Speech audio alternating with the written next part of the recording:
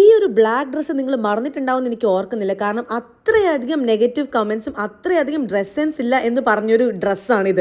പക്ഷേ എനിക്കത് മനസ്സിലാവുന്ന പോലുമില്ല. എനിക്കിത് ഭയങ്കര ഫേവറേറ്റ് ആയിട്ടുള്ള ഡ്രസ്സാണ്.